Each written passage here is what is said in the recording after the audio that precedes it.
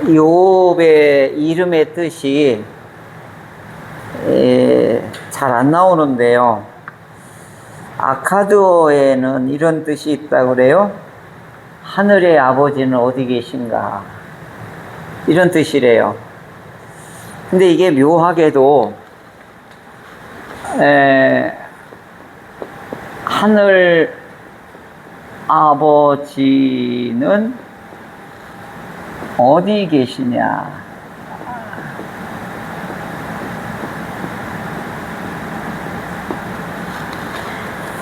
이게 이제 욥의 뜻이라고 하는데요. 이게 이제 욥의 이름의 뜻이 저 뒤에까지 이렇게 쭉 이 이름의 메시지가 같이 가요. 그러니까 하늘아버지는 어디 계셔, 여러 생각이 이 뜻에 담겨져 있는 것을 볼 수가 있지요. 욥기는 주제가 신정론이냐,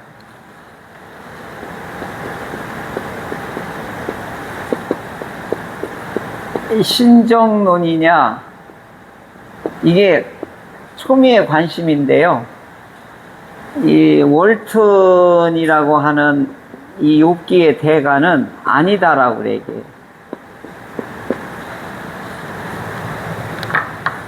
의인이 왜 고난을 받아야 되는 것이 주제가 아니라는 거예요. 그러면 뭐가 주제냐? 윌튼 같은 경우는 의로움이라는 게 뭐냐, 이게 주제라는 거예요. 그게 지혜다, 이렇게 보는 거예요. 그러니까 이 욥기를 통해서 하나님의 지혜를 발견하는 것이 주제로 보는 거예요. 접근 방법이 완전 달라요. 그런데 이제 이 월튼이라는 분이 유대인이에요. 그리고 중동의 고고학이든지 문학이든지 최고잖아요. 그러니까 욥기를 해석하는 데는 그 중동 문화에 아주 그냥 통달하신 분이 해석을 하니까 더 이해가 더 좋더라고요. 신정론의 입장은 유럽 학자들이 보는 입장이에요. 그러니까 신정론이라고 하는 것은 의인과 고난이라고 하는 것이 주제예요. 그리고 악은 왜 존재하느냐, 이게 이제 관심이 되게 많은 거예요. 근데 이제 이 월튼이 얘기하는 분들은 이게 주제가 아니에요. 의로움이 더 주제예요. 결국은 뭐냐? 하나님의 성품은 어떤 분이냐로 저 42장 가면 이걸로 귀결이 돼요. 그리고 이 주제를 가장 명확하게 드러날 수 있는 성경 규절을, 욥기의 규절을 찾는다면 28장 28이라고 제가 강조를 했지요. 핵심이 뭐라고 그랬죠? 하나님을 경외하는 거라고 그랬죠. 이게 주제라고. 그러니까 이 성문서는 이제 주로 뭘 얘기를 하냐면 욥기, 시편, 잠언, 전도, 아가, 이런 걸 이렇게 보면 거의 지혜로 모여들어요. 지혜. 근데 이제 여기서 지혜는, 오늘 우리나라는 지혜란 말이 단 하나밖에 없지만 고작 또 한다 하면 명철, 지혜나 명철이나 이렇게 했지만 이 사람들은 8가지 정도가 나와요. 지혜에 대한. 그러니까 지혜도 종류가 여러 가지예요. 그러니까 이제 구체적인 사례에 의해서 지혜가 어떤 건가를 이제 밝혀내는데, 이 성문서는 결국은 뭐냐? 하나님의 말씀대로 살아보면서 깨닫는 거예요. 그게 뭐죠? 우리가 신앙생활하면서 점점 깨닫는 게 어디로 가는 거예요? 점점 고난을 통해서, 즐거움을 통해서, 아픔을 통해서, 경제적인 힘듦을 통해서 점점 이게 경험을 많이 해보는 거예요. 그러면서 하나님을 경외하는 방식을 터득해 가는 거예요.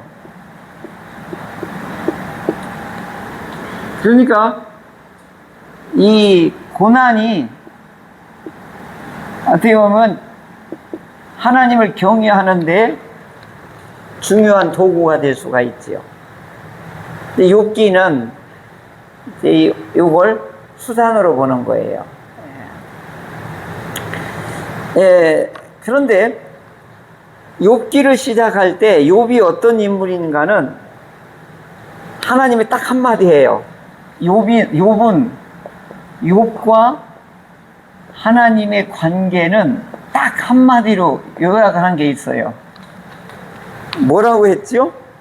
욥은 나의 뭐라고 그랬죠? 나의 종이라고 그랬어요. 이게 엄청난 관계를 얘기하는 거예요.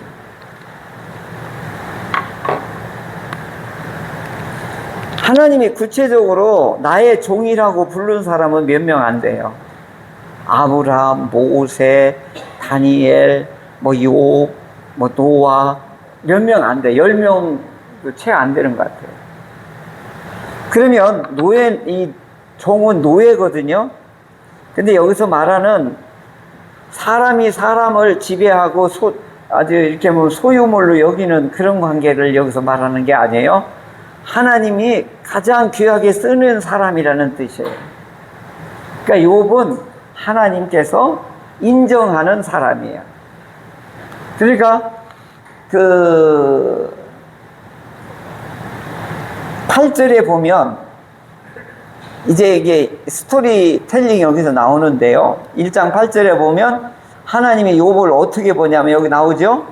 여호와께서 사탄에게 이르시되 네가 누구를 봤냐고 그러죠? 내 종 욥을 주의하여 봤느냐? 이렇게 묻죠. 그러니까 욥은 하나님이 어떻게 해요? 인정하는 사람이에요. 죄인이다, 악인이다 이런 건 다 이 말 속에는 한마디로 말하면 다윗이 하나님의 뭐에 든다고 그랬죠? 내 마음에 합한 사람이라고요. 그러니까 이 종이라는 말이 그 얘기예요. 하나님 마음에 쏙 든 사람이라고요. 그리고 여기서 부연 설명이 뭐죠? 이렇게 온전하고 이렇게 정직하고 이렇게 하나님을 경외를 하고 악에서 떠난 사람은 세상에 없어. 나의 종은 욥은 이런 사람이야. 이건 극찬이에요. 그죠? 이제 대통령의 극찬을 들을 수 있는 사람이 몇 사람이 있을지 모르겠어요. 반대로 아버지의 사랑을 극찬으로 듣는 자녀가 얼마나 있을지 모르겠어요. 양권사님 오늘 타켓이야. 오래간만에 왔어. 아버님이 자녀들 중에 누구를 제일 좋아했어요?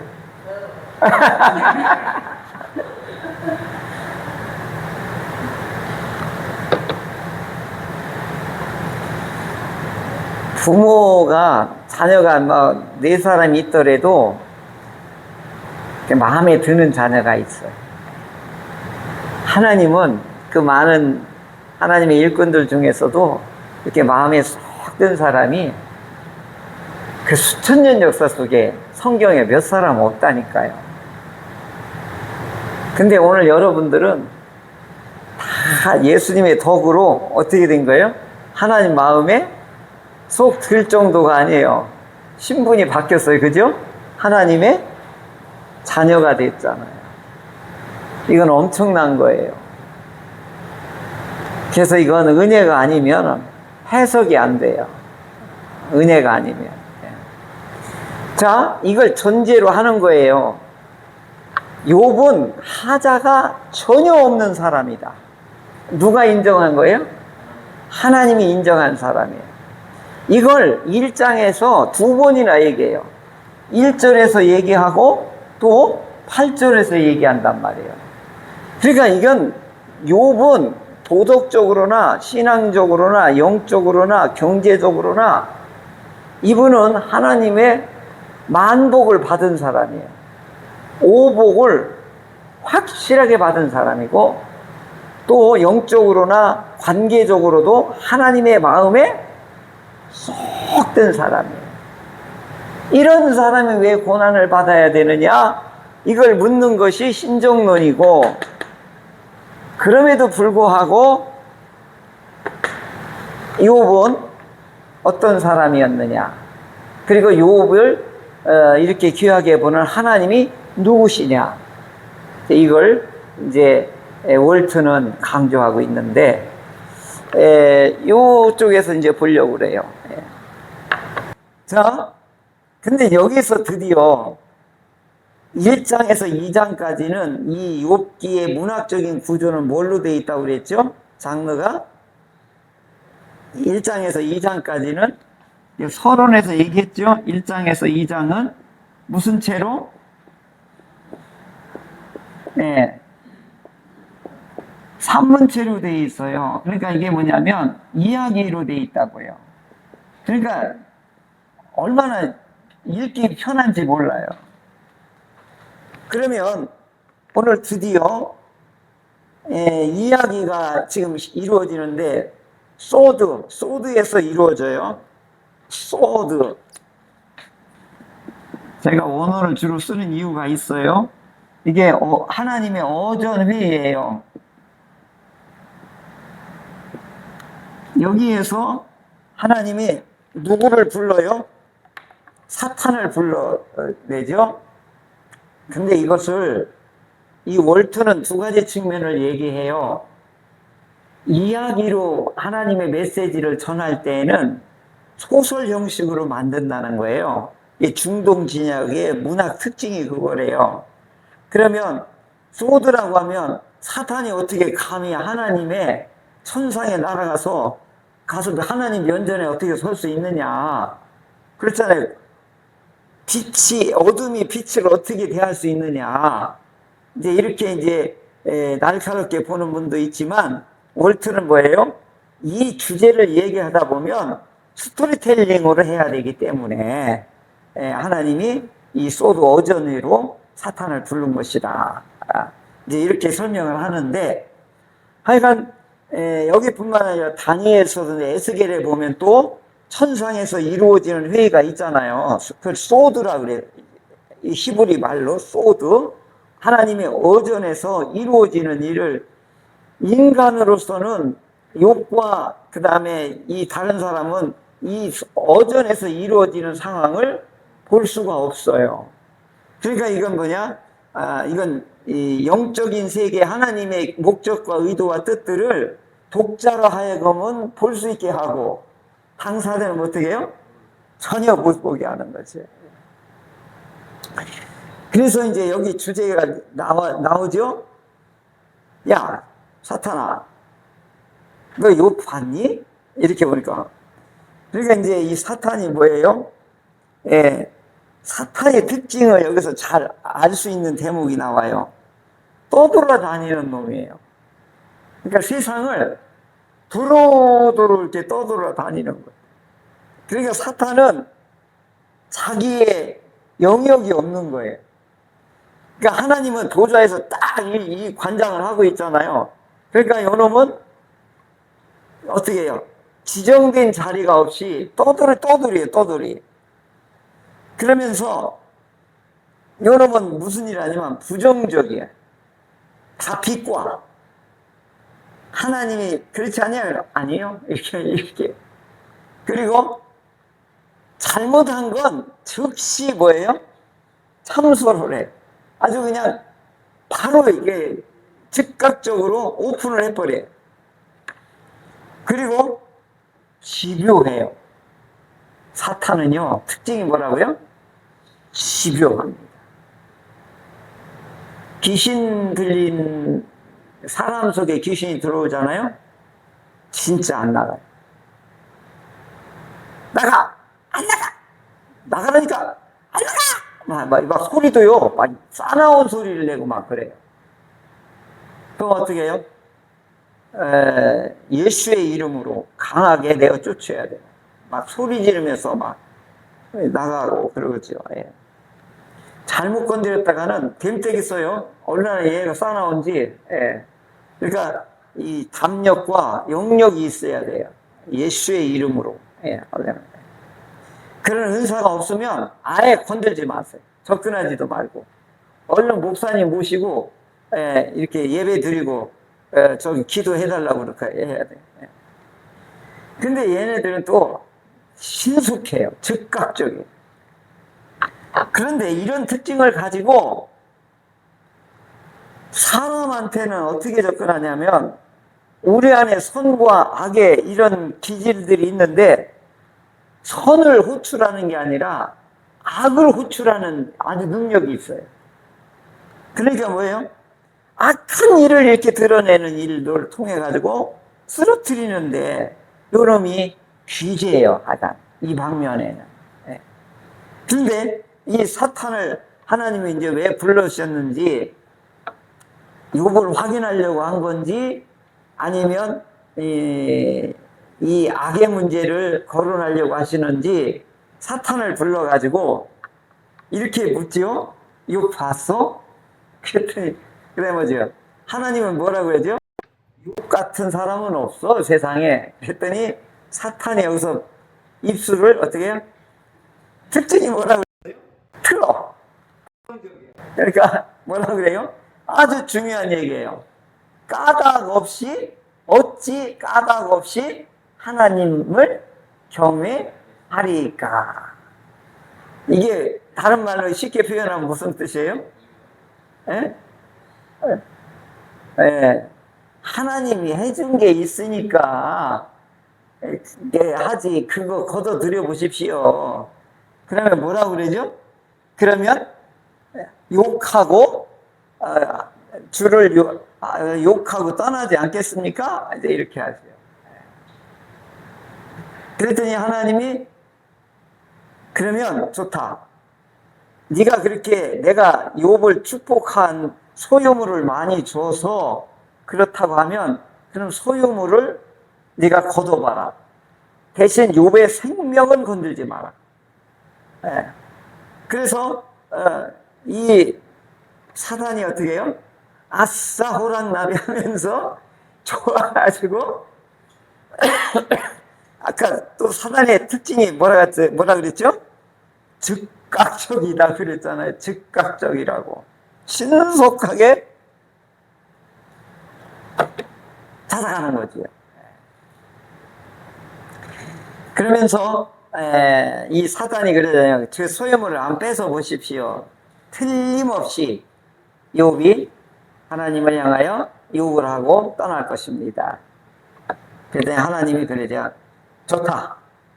소유물은 네가 어떻게 하든 내가 다 네 손에 맡기겠지만 욥의 몸에는 손대지 마라. 여기가 이게 어전에서 이루어지는 아주 무시무시한 상황이에요. 그러니까 오늘 우리가 미국 대통령 백악관에서 무슨 얘기를 하고 있는지 우리 청와대에서 이재명 대통령하고 참모들이 무슨 얘기를 하는지 우리는 몰라요. 그죠? 그러니까 하나님의 어전에서 이루어지는 일 우리는 모른단 말이에요. 당사자들은 모르죠. 예. 자, 이제 그렇게 해서 이제 사탄이 이제 어전에서 나와서 이제 물러가니라 이렇게 하죠 했는데 이게 뒷걸음질치도 않고 그냥 달려나가는 것 같아요. 예. 그래서 나서 오늘 13절에서 19절까지 숨 쉴 틈도 없이 때려 부시는 거예요. 보세요. 욥의 자녀들이 오늘도 어떻게 해요? 형제들이 다 모여서 어떻게 해요? 활이 파티를 지금 하고 있어요. 형제 우애를 다지고 있고 누리고 있단 말이죠. 그럴 때 사환이 와서 큰일 났습니다. 소와 나귀가 어떻게 해요? 스밧 사람에게 의해서 다 빼앗기고, 그리고 같은 종들은 다 칼로 죽었습니다. 그게 말하는 동시에 또 어디에 이번에는 불이 하늘에서 떨어져 양과 종들을 다 살라버렸습니다.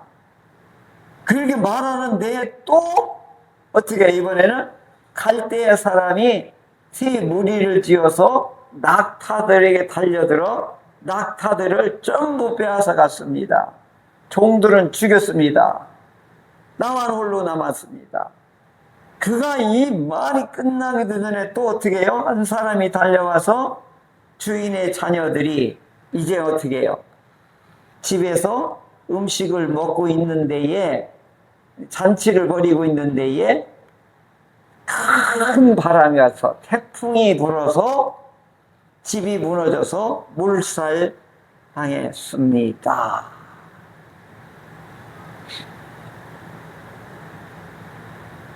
이게 어떻게 이게 뭐야? 당구 치는 것보다 더 빨리 다 한순간에 몰살 당한 거지요. 한순간에 망한 거지요. 그러니까 이 앞에서 보면 욥이 받은 물질이 축복이 어마어마했단 말이죠. 그런데 한순간에 이 소유물이 어떻게 해요? 공중분해가 돼버린 거죠. 자, 여기에서 보면 소유물이라고 하는 게 이 개념이 아주 의미가 있는 건데요. 오늘은 가축이죠. 그 다음에 이제 물질 같은 거였죠. 그 다음에 여기에 보면 아들과 딸도 소유물로 취급하는 거예요. 근데 여기에 빠진 사람이 있죠. 욥의 아내는 여기 소유물이 아니에요. 이걸 잘 보셔야 돼요. 여기 기가 막힌 장치가 여기에 빼여 있는 거예요. 하나님이 부부는 어떻게 보고 있는 거예요? 동등하게 보고 있는 거예요. 남자와 여자를 어떻게 보고 있는 거예요? 동등하게 보고 있는 거예요. 이게 평등 사상에 매우 중요한 거예요. 그러니까 남자는 근육심이 있어가지고 폭력으로 제압하고 뭐 힘으로 제압할 수 있을지 모르지만 정신력이나 영력이나 마음의 힘은 여성들이 훨씬 더 세요. 희생하고 참고 하는 거 보면 남자는 못 쫓아가요. 그러니까 남자와 여자가 합해져야지만이 온전한 사람을 이룰 수가 있어요. 그래서 이건 소유 관계가 아니라 서로 무슨 관계예요? 서로 돕는 관계란 말이에요. 그러니까 이게 평등해야 되는 거예요. 그러니까 이제 제가 무슨 얘기를 하려고 했냐면, 아내는 남편의 소유물이 아니다. 이걸 우리는 아주 그냥 뼛속까지 인식을 해야 돼요. 왜냐면 하나님이 이렇게 부부를 만들어 주셨으니까. 근데 자녀는 10명이나 되는데 어떻게 해요? 소유물이니까 어떻게 해요? 그냥 무너져 버린 것이죠. 오늘은 제가 이걸 특별히 강조하고 싶었던 것입니다. 자, 이제 문제는 아까 지금 말한 것처럼 그 유명한 하비쿡스라고 하는 신학자가 있는데, 삶에 우리가 필요한 도구를 바꾸잖아요. 도구를 바꾸면 하나님도 바꾼대요. 이 말이 좀 어렵긴 해요. 우리가 살아가는 도구를 바꿔버리면 하나님도 바꿀 수 있대요. 이게 뭐래요? 다른 말, 사는 대로 생각한다는 거예요. 사는 대로 생각하고, 이게 반대예요. 생각한 대로 사는 게 아니라 사는 대로 생각하는 사람. 좀 어려운가요? 생각하면서 살아가는 사람이 지금까지 왔다 가면 잘 사는 거라고 보여지고, 사는 대로 살아 생각하는 거지 뭐. 이건 막 사는 거예요. 어떤 게 더 중요할까요? 이게 하백국성이 얘기를 하는 거예요. 생각을 바꾸면 삶이 바뀐다, 그 얘기를 하고 있는 거거든요. 그러니까 오늘 이 욥이 받은 소유물의 축복이 그걸 다 빼앗아 가면 반드시 하나님을 경외하지 않을 겁니다. 이제 이것을 이제 테스트가 들어간 거예요. 그러니까 이제 이 사단은 신나게 때려부신 거예요, 막. 막 때려부신 거예요, 막. 너 욥 잘 만났다, 이러면. 이 보자라고 막 이렇게 이제 한 것이지요. 예. 그러면, 이 욥이 하나님 앞에는 의로운 사람이고 정직한 사람이고 하나님을 경외하고 악을 떠난 사람이고 하나님께서는 이미 욥을 인정한 사람인데 오늘 이 사단은 뭘 심했냐면 보응신학이 욥한테 있지 않느냐. 제가 오늘 중요한 결론이에요. 무슨 신앙? 보응신앙. 이게 하나님이 축복해주면 믿고 이제 이렇게 이제 볼 수 있는 거예요. 그러니까 이런 신앙은 조건 신앙이에요. 그러니까 대가 없으면 언제든지 무너지는 신앙을 사단은 이걸 너무 잘 아는 거예요. 그러니까 오늘 뭐냐면 예수를 믿으면 교회를 다니면 하나님이 무조건 나에게 뭘 해주시기를 원하는 거예요? 복을 주셔야 되는 거예요. 그러니까 이제 이 유보수적 의로움이 욥한테 있지 않느냐. 사단이 이제 까닭없이 하나님을 이렇게 섬기겠어요? 소용을 쳐버리면 다 무너집니다. 이제 사단은 이게 자신감이 있는 거예요. 그래서 하나님 뭐예요? 그래, 한번 해봐라. 욥이 무너지나 안 무너지나. 이제 이걸 이제 욥이 이걸 알았으면 기분 되게 나빴을 거예요. 나를 두고 하나님이 사단하고 뭐 한 거예요 지금? 네. 어떻게 보면 그런 건데 여기에는 욥기에는 또 깊은 또 의미가 있기는 있어요. 그러니까 이걸 다른 말로 말하면 보응신앙을 거래신앙이라고도 할 수 있어요. 내가 하나님께 이렇게 충성을 했으니까 내가 교회 열심히 다녀줬으니까 하나님 나에게 복을 주셔야 되지 않습니까? 아니 교회를 내가 뭐 3대까지 다니고 막 2대까지 다녔는데 왜 이렇게 우리 가문은 찌질하게 살게 됩니까? 여기서 무너지는 사람이 꽤 돼요. 누가? 자녀들이. 엄마 아빠는 맨날 교회에 충성하는데 사는 직구락스가 이게 뭐냐고.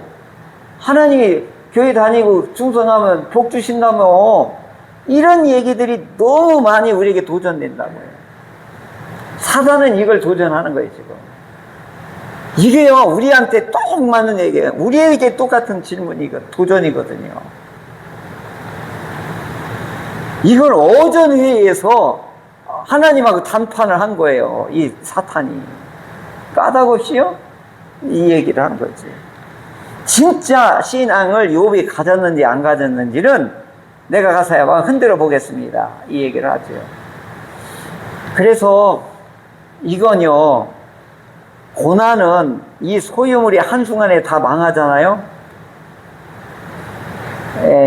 한국 교회가 지금 크리스찬들이 코로나 이전과 이후로 신앙이 반토막이 나기 시작한 거예요. 코로나 이후에 교회 성도들 수다가 반으로 죽었어요. 이것도 여기에 해당되지 않을까요? 거래냐 보응이냐 여기에도 많이 해당되지 않을까 생각이 돼요. 그러니까 이 욥기에서 이 서론에서 이 중요한 문제를 지금 거론하고 나오는 거예요. 오늘 우리들에게도 하나님을 믿으면, 하나님을 잘 교회를 다니면 오복을 주셔야 되지요. 욥처럼. 이제 이런 게 우리 속에 없을 수는 없어요. 그런데 하나님께서는 사탄에게 어떻게 해요? 그 소유물을 네게 맡겨본다 했더니 한순간에, 1시간 내에 다 쳐버린 거예요. 야, 이걸요, 이 정도로 거부가 되려면 평생을 고생해도 이만큼 어려운데 부셔버리는 거 어떻게 해요? 1시간 만에 다 부셔버리는 거, 다 뺏어가고, 다 무너뜨리는 거예요. 그러니까 이게 지난번에 그 맨하탄의 그 9.11 테러에 그 120층인가요? 한순간에 그냥 비행기를 부딪히니까 그냥 무너져 버리는 거죠. 그걸 짓는데 얼마나 오래 걸렸겠어요. 그러니까 이제 오늘 욥을 사단과 어전에 의해서 이루어진 일이 뭐냐? 욥한테 보상 신앙이냐, 진짜 신앙이냐를 이제 테스트에 들어갔다. 이렇게 보고, 두 번째는 아내는 소유물이다, 배필이다. 아내는 하나님의 남편의 소유물이 아니고 서로 돕는 배필이다. 아주 존중히 여겨야 되고, 그 다음에 어떻게 한다? 서로 사랑해야 되고 존경해야 되는 관계다라고 하는 것을 오늘 이 사건을 통해서 우리에게 확인해 주고